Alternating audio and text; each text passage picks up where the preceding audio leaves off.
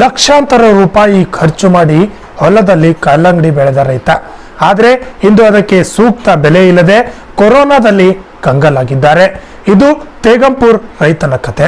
ಇದರ ಬಗ್ಗೆ ಒಂದು ವರದಿ ಇದೆ, ನೋಡ್ಕೊಂಬನ್ನಿ.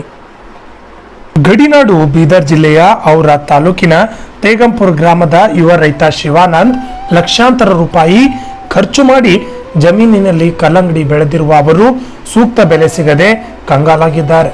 ಲಾಕ್ಡೌನ್ ಮಧ್ಯೆ ಖರೀದಿಸಲು ಯಾರೂ ಬರದಿರುವುದರಿಂದ ಹಣ್ಣು ಹೊಲದಲ್ಲೇ ಕೊಳಿತಾ ಇದೆ. ಕಲ್ಲಂಗಡಿ ಬೆಳೆಯಲು ಸರಿಸುಮಾರು 70ರಿಂದ 80 ಸಾವಿರ ಖರ್ಚು ಮಾಡಿದ್ದೆ.